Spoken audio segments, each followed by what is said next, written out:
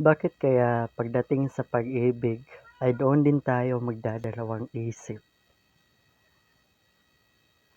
Andun na yung mga katanungan na magugustuhan niya kaya ang tulad ko, samantalang maganda siya, pangit ako, gwapo siya, pangit ako, mayaman siya, mahirap ako.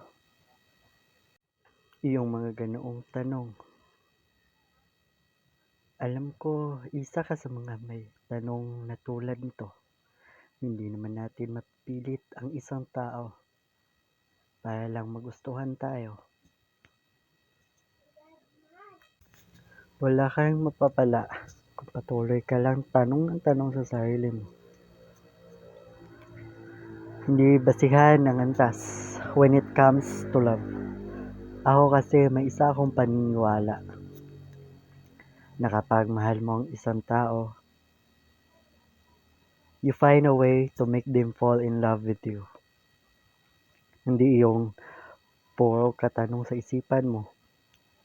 Baka pag naunahan ka ng iba, saka mo lang masabi sa sarili mo na napakabagal ko pala. Napakahina ko naman pala. Tapos pag nakita mo silang magkasama at magka-holding hands, ito iyong masasabi mo. Ako sana ang ka-holding hands niya ngayon.